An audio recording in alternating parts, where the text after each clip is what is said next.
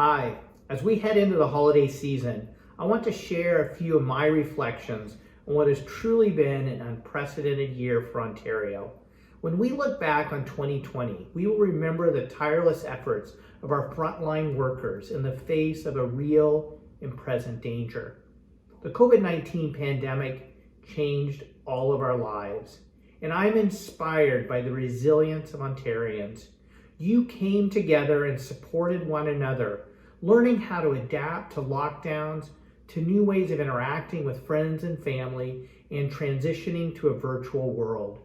During the first wave of the pandemic, I appreciated how quickly the government came together and worked in a nonpartisan way with opposition parties and the federal government. We were in crisis, and our elected officials rose to the challenge. I had hoped that this would be the case as we prepared for the second wave in the fall. But sadly, this didn't happen. When the Premier should have been preparing for the second wave, he was campaigning across Ontario. We could have used the lessons learned in the first wave to reduce the severity of the second wave. We owe it to our kids to have smaller class sizes, to our elders to have more staff and higher standards of care, to small business owners to have a level playing field, to the most vulnerable an affordable place to call home, to essential workers paid sick days. This is what it means to be in this all together. And I'm ready to work across party lines to make it happen.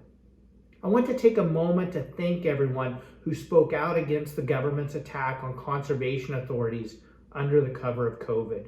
I'm proud that the Green Party led the charge to protect the people and places we love from flooding. And we will continue to work hard for you.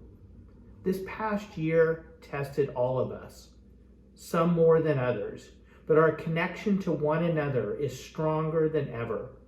I have faith that in the new year, we will begin a new chapter for our province, a chapter of recovery, a chapter of healing, a chapter that looks to build back smarter and addresses the gaps in our social safety net that have been so clear this year.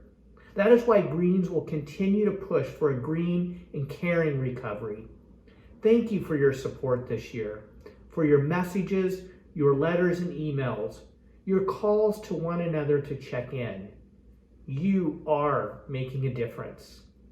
This holiday season, we're all celebrating a little differently, but that's because the health and safety of all of our friends and family is so important.